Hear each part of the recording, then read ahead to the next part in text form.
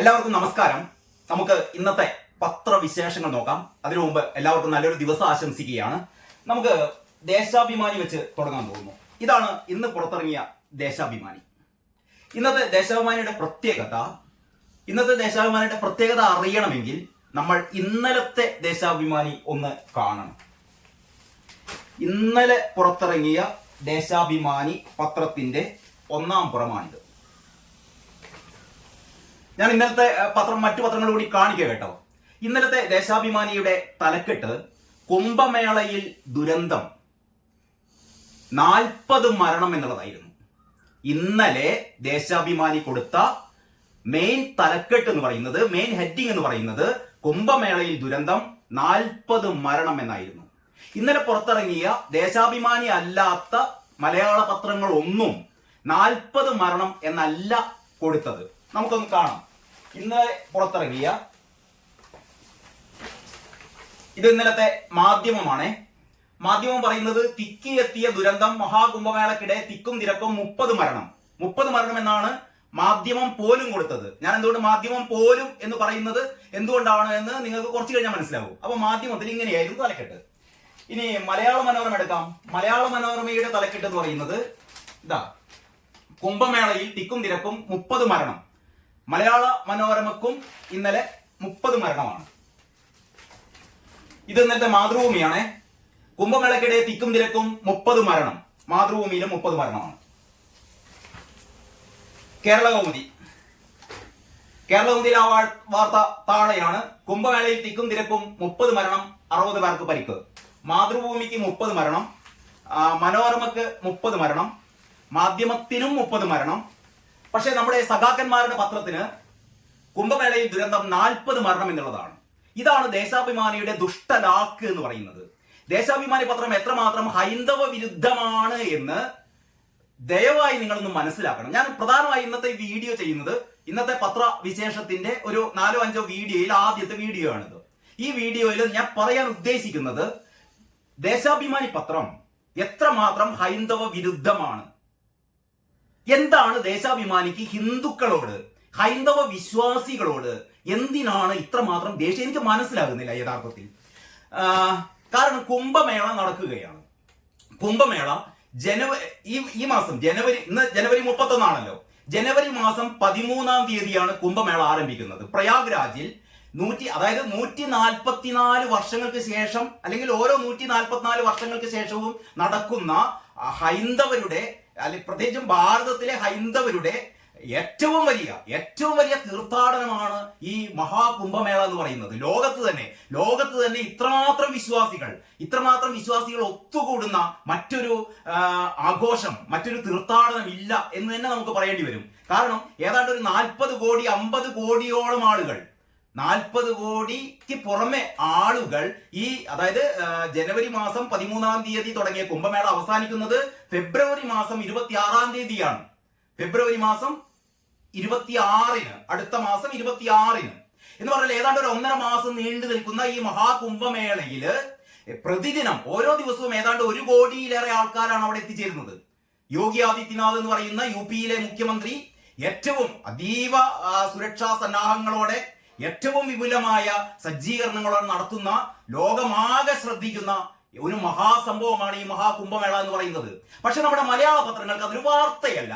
കാരണം മലയാള പത്രങ്ങൾക്ക്, പ്രത്യേകിച്ച് ദേശാഭിമാനിക്ക്, എല്ലാ മലയാള പത്രങ്ങളെയും പറയുന്ന കൂട്ടത്തിൽ ദേശാഭിമാനിക്ക് ഒരു പ്രത്യേക താല്പര്യമുണ്ട്. കാരണം നിങ്ങൾ എന്തെങ്കിലും കുംഭമേളയുടെ ഒരു വാർത്ത ഇതേപോലെ ദേശാഭിമാനിയുടെ 1-ാം പേജിൽ കണ്ടിട്ടുണ്ടോ? ഇല്ല. ദേശാഭിമാനി 1-ാം പേജിലല്ല, ഒരു പേജിലും കൊടുക്കാറില്ല. എപ്പോഴെങ്കിലും എവിടെയെങ്കിലും ഉള്ളിൽ എന്റെ ഓർമ്മയിലില്ല, ഒരു പക്ഷേ ഉള്ളിലെടുക്കാൻ ചെറുതായിട്ട് കൊടുത്തിട്ടുണ്ടാകാം. പക്ഷേ ഇത് മറ്റേതെങ്കിലും ഒരു വിഭാഗത്തിൻ്റെതായിരുന്നെങ്കിൽ, മറ്റേതെങ്കിലും ഒരു മതവിഭാഗത്തിൻ്റെതായിരുന്നെങ്കിൽ, ഉദാഹരണം നമുക്ക് ഹജ്ജ് എടുക്കാം.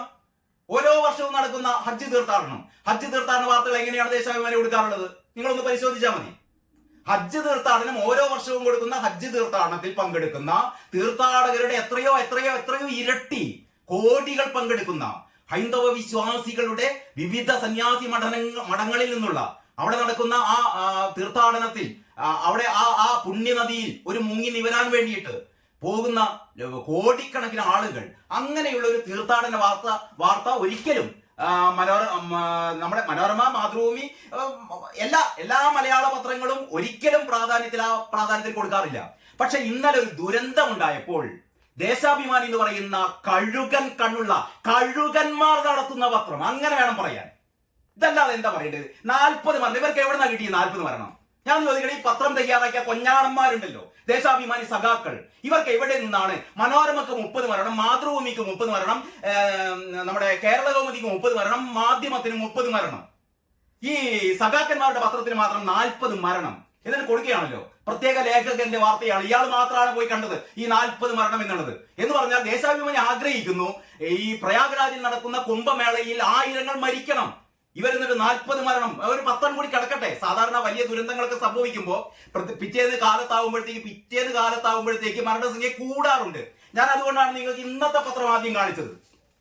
ഒരുപക്ഷെ ഇന്നലത്തെ 30-നേക്കാൾ കൂടുതൽ 31 ആയിരുന്നെങ്കിൽ ഇന്ന് ദേശാഭിമാനി വാർത്ത കൊടുക്കുമായിരുന്നു. പക്ഷെ ദേശാഭിമാനി കൊടുക്കാൻ പറ്റില്ല, കാരണം 40 എന്ന് ഇന്നലെ പറഞ്ഞിട്ടുണ്ടല്ലോ. ദേശാഭിമാനി കരുതിയത് ഇന്നലെ 40 പറഞ്ഞപ്പോ 40 കിടക്കട്ടെ, ഇന്നാവുമ്പോഴത്തേക്ക് 40, 50, 60 ഒക്കെ ആവും. അപ്പോൾ കാരണം ഈ ഹൈന്ദവരെ കുത്തുക, ഇതെനിക്ക് തോന്നുന്നത് എന്ന് തുടങ്ങിയതാണ് എന്ന് പത്രം വായിക്കുന്നവരൊന്ന് ആലോചിച്ച് നോക്കിയാൽ മതി. കേന്ദ്രത്തിൽ നരേന്ദ്രമോദി എന്ന അധികാരത്തിൽ കയറിയോ, കേന്ദ്രത്തിൽ BJP എന്ന അധികാരത്തിൽ കയറിയോ അന്ന് മുതൽ ദേശാഭിമാനി ഉൾപ്പെടെയുള്ള മാധ്യമങ്ങൾക്ക് BJP എന്ന് പറയുന്നത് ഇവിടുത്തെ ഹൈന്ദവരാണ്. ഹൈന്ദവർ അമ്പലത്തിൽ പോകാൻ പാടില്ല, ഹൈന്ദവർ കുറി തൊടാൻ പാടില്ല, ഹൈന്ദവർ ആചാരാനുഷ്ഠാനങ്ങളെ നടത്താൻ പാടില്ല, ഹൈന്ദവർ മഹാകുംഭമേള നടത്താൻ പാടില്ല. ഇതൊക്കെ അട്ടിമറിക്കാൻ വേണ്ടി, ഇതൊക്കെ എങ്ങനെ അട്ടിമറിക്കണമെന്ന് ആഗ്രഹിക്കുന്ന പത്രങ്ങൾക്ക് ഏറ്റവും വലിയ ഉദാഹരണം. അപ്പൊ ഞാൻ നോക്കിയപ്പോ ഇന്നത്തെ 1-ാം പേജിൽ, ദേശാഭിമാനിയുടെ 1-ാം പേജിൽ വാർത്തയേ ഇല്ല. 1-ാം പേജിൽ ഉള്ളിലുണ്ട്, ഞാൻ അതിലേക്ക് കടക്കാം. അപ്പൊ ഇന്നലത്തെ ഈ 40 എന്ന് പറയുന്ന മരണം ഇവർ പറയുന്നത് ഉത്തർപ്രദേശിലെ പ്രയാഗ്രാജിൽ മഹാകുംഭമേളക്കിടെ അധികൃതരുടെ അനാസ്ഥ വരുത്തിവെച്ച തിക്കിലും തിരക്കിലും. ആദ്യം തന്നെ ദേശാഭിമാനി വിധി എഴുതി, അധികൃതരുടെ അനാസ്ഥ വരുത്തിവെച്ച എന്ന് പറഞ്ഞാൽ അവിടെ ഭരിക്കുന്നത് യോഗി ആദിത്യനാഥാണല്ലോ. യോഗി ആദിത്യനാഥ് എന്ന് പറഞ്ഞാൽ തന്നെ ഈ സഖാക്കന്മാർക്ക് കുരുപൊട്ടും. കാരണം യോഗി ആദിത്യനാഥിന്റെ അടുത്തെത്താനുള്ള മഹാത്മ്യമൊന്നും ഇവർക്കില്ല. അപ്പൊ അവിടെ എന്താണ് അധികൃതരുടെ അനാസ്ഥ എന്ന് പറഞ്ഞാൽ യോഗി ആദിത്യനാഥിന്റെ അനാസ്ഥയാണ് അത്ര കാരണം. തിക്കിലും തിരക്കിലും പെട്ട് നിരവധി പേർ മരിച്ചു. ആദ്യം തന്നെ ഫസ്റ്റ് ഇൻട്രോ അതാണ്, നിരവധി പേർ മരിച്ചു എന്നിട്ട് പറയാണ് 40 പേർക്കെങ്കിലും ജീവൻ നഷ്ടപ്പെട്ടു എന്ന് പ്രാദേശിക മാധ്യമങ്ങൾ റിപ്പോർട്ട് ചെയ്തു. മറ്റാർക്കും കിട്ടാത്തത്. ഞാൻ ഇന്നലെ അത് കഴിഞ്ഞിട്ട് എല്ലാ ദേശീയ മാധ്യമങ്ങളും നോക്കി, എവിടെയെങ്കിലും 30-ൽ കൂടുതൽ പറഞ്ഞിട്ടുണ്ടോ? ഒരു ദേശീയ മാധ്യമവും, ഇന്ത്യയിലെ ഒരു മാധ്യമവും ഇന്നലെ 30-ൽ കൂടുതൽ പേർ മരിച്ചു എന്ന് ആരും റിപ്പോർട്ട് ചെയ്തിട്ടില്ല. ഈ ഏക പത്രം, ഈ തെമ്മാടികളുടെ പത്രം എന്ന് തന്നെ പറയട്ടെ, ഈ പത്രം മാത്രമാണ്. എന്നിട്ടും ഒരു എളുപ്പമില്ലാതെ ഹൈന്ദവ വിശ്വാസികളായ സഖാക്കൾ ഈ പത്രം നെഞ്ചോട് ചേർക്കുന്നു, ഇൻകുലാബ് വിളിക്കുന്നു. ഇവരെയൊക്കെയാണ് തെരണ്ടിവാലെടുത്ത് തല്ലേണ്ടത്. സ്വന്തം വിശ്വാസങ്ങളെ, സ്വന്തം സമൂഹത്തിന്റെ, സ്വന്തം മതത്തിന്റെ ഇത്രയും വലിയ ഒരു വിശ്വാസത്തെ അട്ടിമറിക്കാൻ വേണ്ടിയിട്ട് ഇല്ലാത്ത വാർത്ത.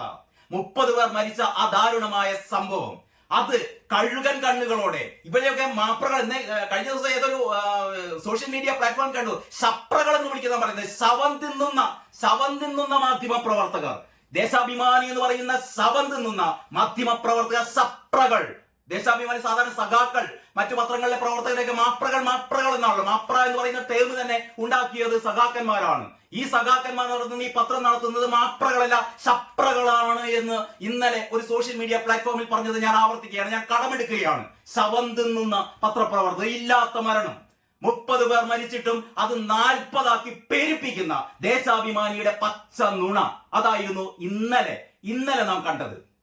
ഇന്ന് അത് അവിടെ കിടക്കട്ടെ, നമുക്ക് ഇന്നത്തെ പത്രം എടുക്കാം. ഇന്നത്തെ ദേശാഭിമാനിയിലെ 1-ാം പേജ്. അപ്പൊ വാർത്തയില്ല. അത് കഴിഞ്ഞിട്ട് ഉള്ളിലെ പത്രം നോക്കി, എവിടെയാണ് ആ വാർത്ത?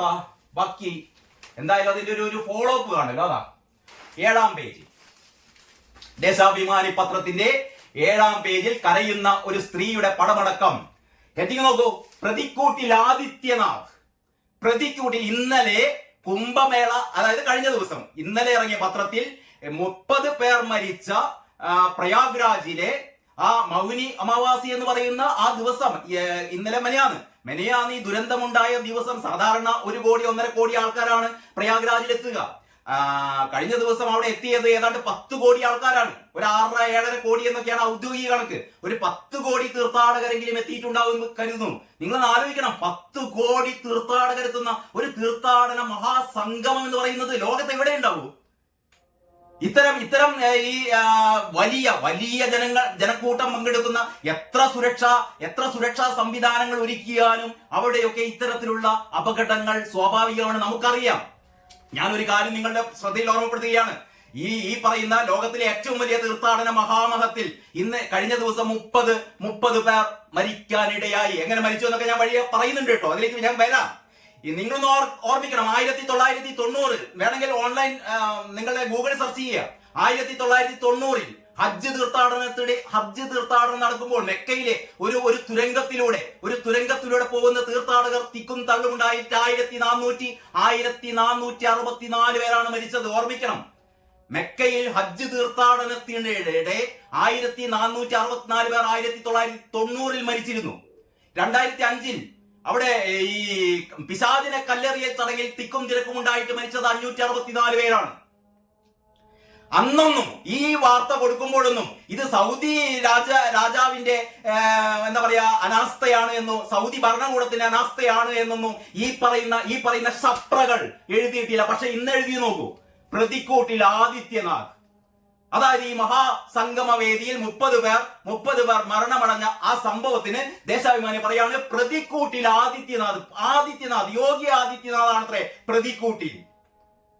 അപ്പോൾ ഇവർക്ക് ഇത്തരത്തിലുള്ള ഹജ്ജ് തീർത്ഥാടനത്തിൽ ഇതിന്റെ എത്രയോ ഇരട്ടി ആൾക്കാർ മരിച്ചാൽ അതിന്റെ പ്രതി സൗദി രാജാവാണെന്ന് പറയില്ല, സൗദി ഭരണകൂടമാണെന്ന് പറയില്ല, സൗദി അറേബ്യ ആണെന്ന് പറയില്ല. പറയാൻ നാവ് പൊങ്ങില്ല, പേൻ എടുക്കാൻ പൊങ്ങില്ല, കീബോർഡിൽ ടൈപ്പ് ചെയ്യാൻ പറ്റില്ല. പേടിയാണ് ഇവർക്ക്, പേടിയാണ്. ഹൈന്ദവരുടെ നേരെ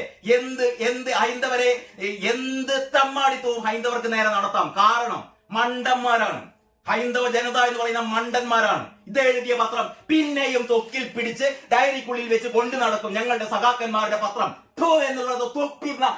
എന്താ പറയാ, ഇത് 7,000 പോലും അടുപ്പിക്കാൻ പറ്റാത്ത ഈ വൃത്തികെട്ട പത്രം യോഗി ആദിത്യനാഥാണ് അത്രേ പ്രതിക്കൂട്ടിൽ ഇന്നത്തെ പത്രത്തിൽ പറയുകയാണ്.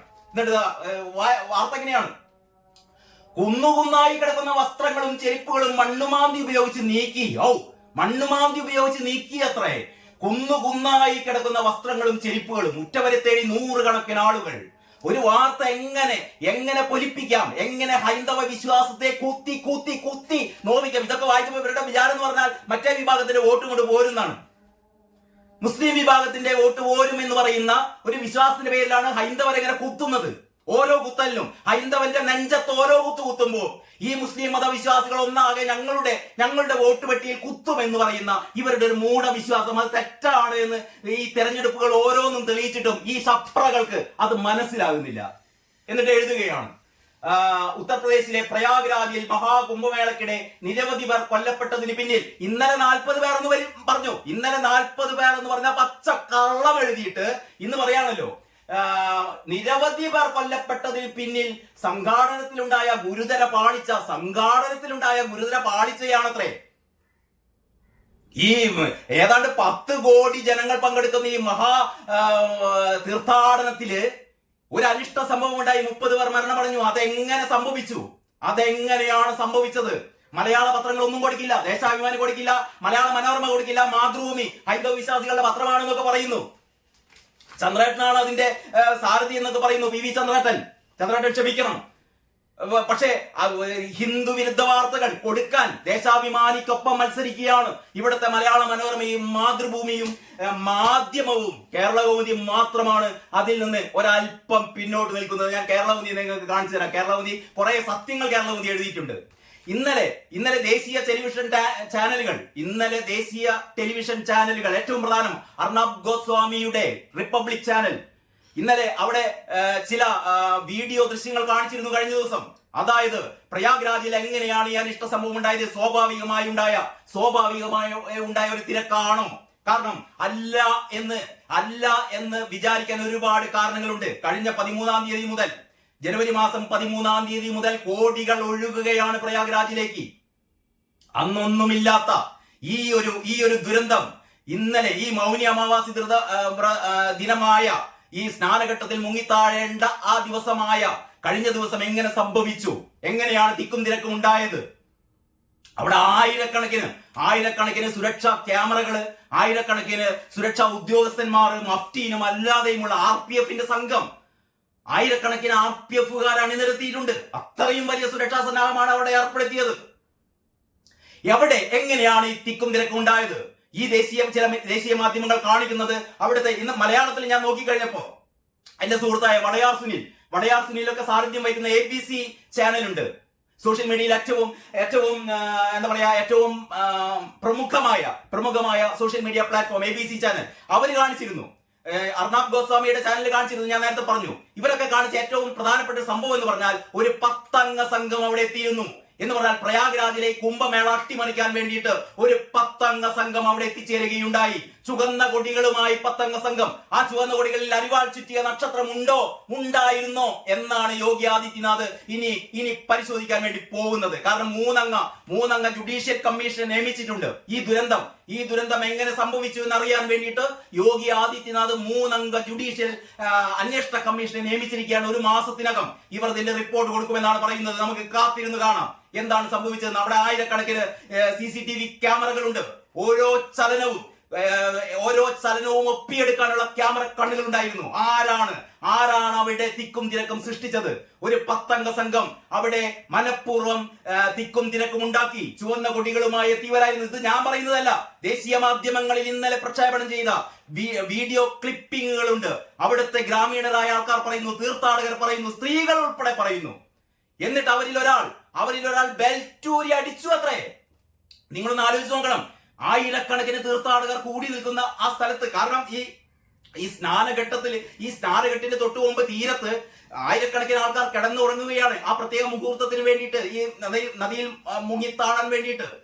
ആ സമയത്ത് ഉച്ചഭാഷിണികളിലൂടെ നിരന്തരം ആ പ്രയാഗ്രാജിലെ SP തന്നെ അദ്ദേഹം നേരിട്ട് തന്നെ അഭ്യർത്ഥിക്കുന്നുണ്ട് ആളുകളോട്, നിങ്ങളുടെ സുരക്ഷ ശ്രദ്ധിക്കണം, കിടന്നുറങ്ങരുത്, എഴുന്നേൽക്കണം എന്നൊക്കെ വിളിച്ചു പറയുന്നുണ്ട്. അപ്പോഴാണ് പുറത്ത് കൂട്ടം കൂടി നിന്ന ആളുകൾക്കിടയിൽ ഒരു 10 അംഗ സംഘം കുഴപ്പം സൃഷ്ടിക്കുന്നത് അത്രേ. ചുവന്ന കൊടികളുമായി എത്തിയ 10 അംഗ സംഘം. ഇതാരാണ്? ഇവിടുത്തെ കമ്മ്യൂണിസ്റ്റ് തീവ്രവാദികളല്ലാതെ ആരാണ് ചുവന്ന കൊടിയുമായി എത്തുക? ഏതെങ്കിലും സന്യാസി സംഘം, പ്രയാഗ്രാജിലെത്തുന്ന ഏതെങ്കിലും സന്യാസി സംഘത്തിന്റെ കയ്യിൽ കാവിക്കൊടിക്ക് പകരം ചുവന്ന കൊടി ഇല്ല. അങ്ങനെ ഒരു സംഭവമില്ല. അവിടെ ചുവന്ന കൊടികളുമായി എത്തിയത് ആരാണ്? ഇവിടുത്തെ കമ്മ്യൂണിസ്റ്റ് തീവ്രവാദികളാണോ? ഇതാണ് യോഗി ആദിത്യനാഥ് ഏർപ്പെടുത്തിയ ജുഡീഷ്യൽ കമ്മീഷൻ അന്വേഷിക്കാൻ വേണ്ടി പോകുന്നത്, അല്ലെങ്കിൽ അന്വേഷിച്ചു കൊണ്ടിരിക്കുന്നത്. അന്വേഷണം തുടങ്ങിക്കഴിഞ്ഞു. എന്നിട്ട് അതിലൊരാൾ ബെൽറ്റൂരിയെടുത്ത് അടിക്കുകയായിരുന്നു അത്രേ. നിങ്ങൾ ആലോചിച്ചോണം, ബെൽറ്റൂരിയെടുത്ത ആളുകളെ അടിക്കുന്നു. അപ്പോഴത്തേക്ക് ആൾക്കാർ പരക്കം പായുന്നു. അങ്ങനെ ഓടിയ അല്ലെങ്കിൽ ചിതറിയോടിയ ആളുകൾ ആൾക്കാർക്ക് മേലെ വീണ് ഇവർ ശരിക്ക് എനിക്ക് തോന്നുന്നത് ഇവർ പ്ലാൻ ചെയ്തത് ഈ 30 പേരെ അവിടെ മരണമടഞ്ഞുള്ളൂ എന്നത് നമുക്ക് ആശ്വസിക്കാവുന്ന ഒരു കാര്യമാണ്.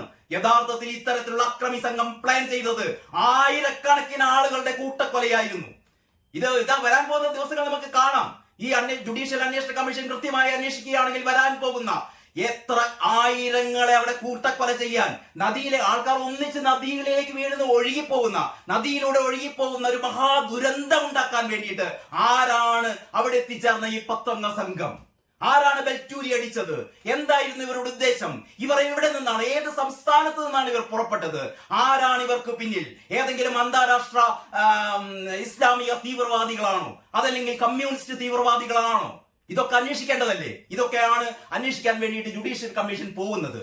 യോഗി ആദിത്യനാഥ് കഴിഞ്ഞ ദിവസം പറഞ്ഞു, ഇതിന്റെ പിന്നിൽ ആരെങ്കിലും ഉണ്ട് എന്ന് മനസ്സിലായാൽ, ഇത് കരുതി കൂട്ടി പ്രവർത്തിച്ചതാണെന്ന് മനസ്സിലായാൽ 7 തലമുറ, അങ്ങനെ തന്നെയാണ് യോഗി ആദിത്യനാഥ് പറഞ്ഞത്, അത് ചെയ്തവരുടെ 7 തലമുറ അനുഭവിക്കുമെന്നാണ് പറഞ്ഞത്. അറിയാലോ യോഗി ആദിത്യനാഥിന്റെ കാര്യം? അക്രമികളെ ഒരു വിചാരണയും കൂടാതെ വെടിവെച്ച് കൊല്ലുന്ന, അവരുടെ ഭവനങ്ങൾ മറ്റേ JCB ഇട്ടിട്ട് തച്ച് തകർക്കുന്ന, അടിച്ച് നിരപ്പാക്കുന്ന ആ രീതിയിൽ ഇത്തരത്തിലുള്ള അക്രമികൾ ആരെങ്കിലും ഇതിന് പിന്നിൽ പ്രവർത്തിച്ചിട്ടുണ്ടെങ്കിൽ അവരെ 7 തലമുറ അവരുടെ കണ്ണീർ തോരില്ല എന്നാണ് യോഗി ആദിത്യനാഥ് കഴിഞ്ഞ ദിവസം പറഞ്ഞത് കേട്ടോ. ദേശാഭിമാനക്കാരൻ മറക്കണ്ട, ഇവിടുത്തെ സഖാക്കൾ മറക്കണ്ട, ഇവിടുത്തെ ഒരു പത്രക്കാരും മറക്കണ്ട. യഥാർത്ഥത്തിൽ ഈ മഹാകുംഭമേളയുടെ വാർത്ത 13 ജനുവരി 13 തുടങ്ങുകയാണെങ്കിൽ ഒരു ജനുവരി ആദ്യത്തെ ആഴ്ച തന്നെ ഇതിന്റെ വാർത്തകൾ കൊടുത്തു തുടങ്ങുമായിരുന്നു പണ്ടൊക്കെ. അങ്ങനെയായിരുന്നു ഏറ്റവും വലിയ തീർത്ഥാടനമൊക്കെ ഉണ്ടാവുമ്പോൾ. ഇനി ഞാൻ ഈ ദുരന്തത്തിന്റെ കാര്യം പറഞ്ഞു, 30 പേർ മരിച്ച കാര്യം പറഞ്ഞു. നിങ്ങൾക്ക് ഓർമ്മയുണ്ടോ? ശബരിമലയിൽ ഒരു മഹാദുരന്തം ഉണ്ടായിരുന്നു വർഷങ്ങൾക്ക് മുമ്പ്. അവിടെ മരിച്ചതിന്റെ 4-5 ഇരട്ടി ആൾക്കാരായിരുന്നു. എന്ന് പറഞ്ഞാൽ ഏത് വലിയ തീർത്ഥാടന ആഘോഷങ്ങളിലും ഇത്തരത്തിലുള്ള എത്ര ശ്രമിച്ചു കഴിഞ്ഞാലും ഇത്തരത്തിലുള്ള ദുരന്തങ്ങൾ ഉണ്ടാവും. അപ്പോൾ ആ ദുരന്തങ്ങൾ ഉണ്ടാവുമ്പോൾ പ്രതികൂട്ടിൽ ആദിത്യനാഥ് എന്നല്ല ചപ്രകളെ പറയേണ്ടത് എന്നാണ് ഞാൻ പ്രധാനമായിട്ടും ഈ വീഡിയോ ചെയ്യുന്നത് ഈ ഒറ്റ കാരണം കൊണ്ടാണ്.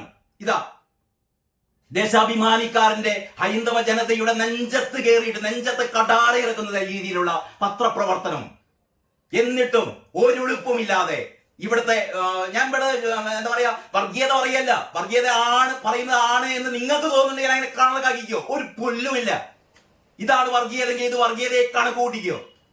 പക്ഷെ ഒരു മതവിഭാഗത്തെ വെറും എന്താ പറയാ പുല്ലിന് സമാനമായിട്ട് മാറ്റി നിർത്തിക്കൊണ്ട് ഞങ്ങൾക്ക് ഇവിടെ എന്താ പറയാ ഹജ്ജ് തീർത്ഥാടനവും അല്ലെങ്കിൽ ഹജ്ജ് തീർത്ഥാടനവും ഇവിടെ മുസ്ലിം മതവിഭാഗവും മാത്രം മതി, നിങ്ങളൊക്കെ പോയി പുല്ല് തിന്നിനടാ എന്ന് ദേശാഭിമാനി പറയുകയാണ് ഇവിടുത്തെ ഹൈന്ദവ വിഭാഗത്തോട്.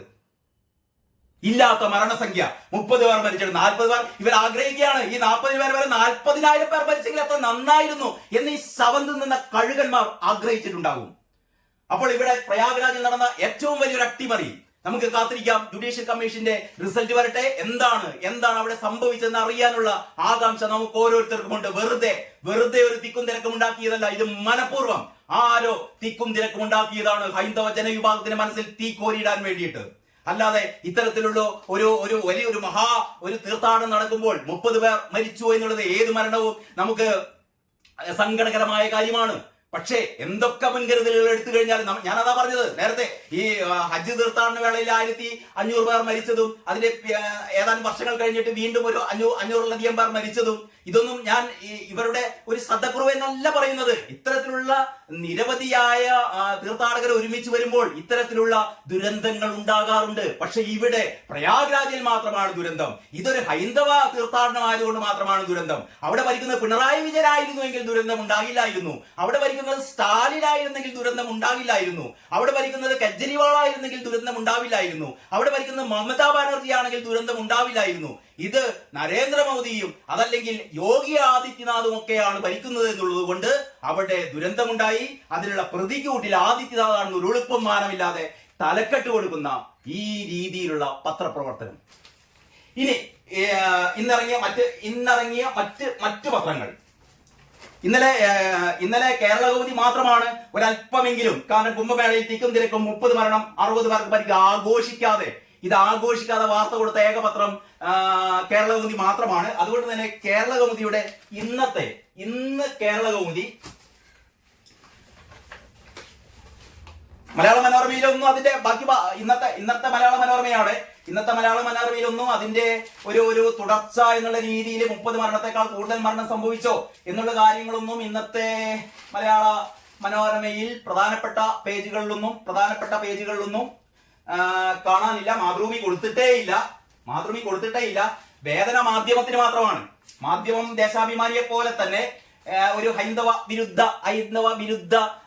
നയമുള്ള പത്രമാണല്ലോ.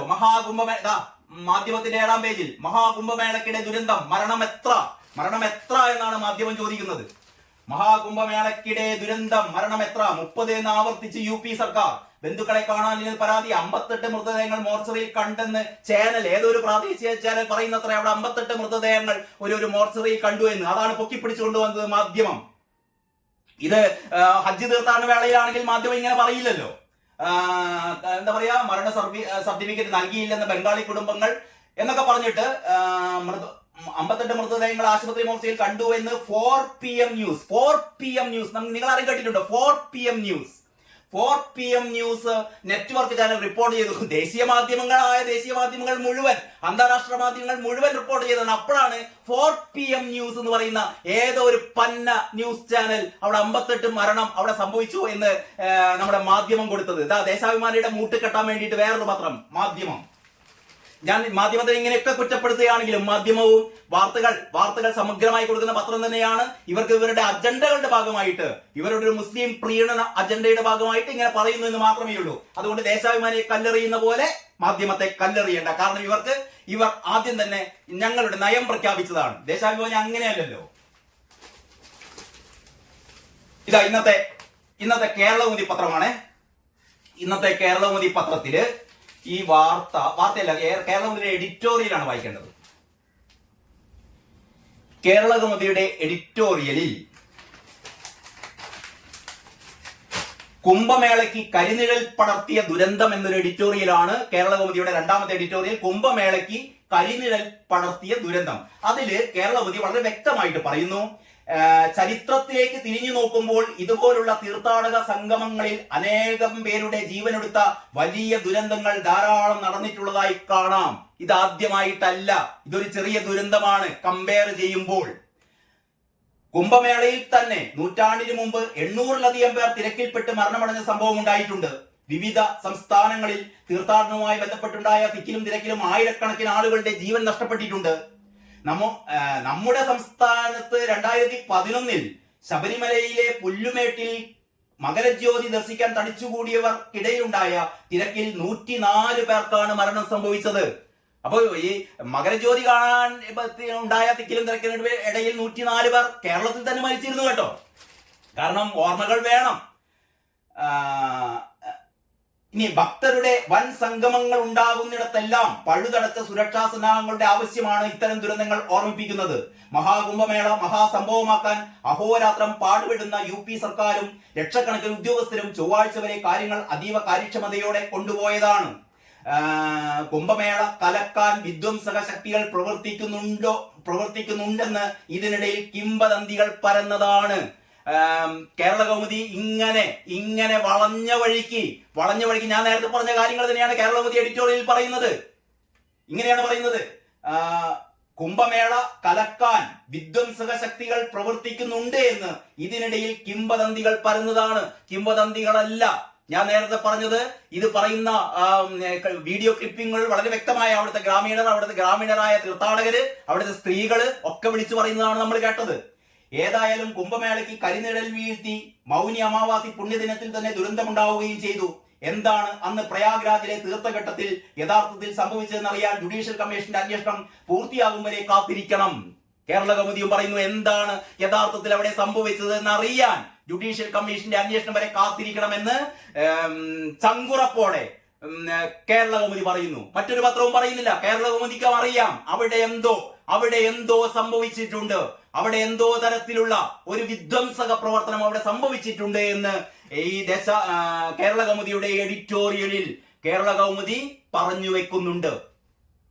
ഏറ്റവും അവസാനമായി കൺക്ലൂഡ് ചെയ്യുന്നത് ഇങ്ങനെയാണ്: 1 മാസത്തിനകം റിപ്പോർട്ട് സമർപ്പിക്കണമെന്നാണ് കമ്മീഷൻ നൽകിയിട്ടുള്ള നിർദ്ദേശം. അപ്പോൾ 1 മാസത്തിനകം തന്നെ ആ റിപ്പോർട്ട് പുറത്തു വരുമെന്ന് പ്രതീക്ഷിക്കാം.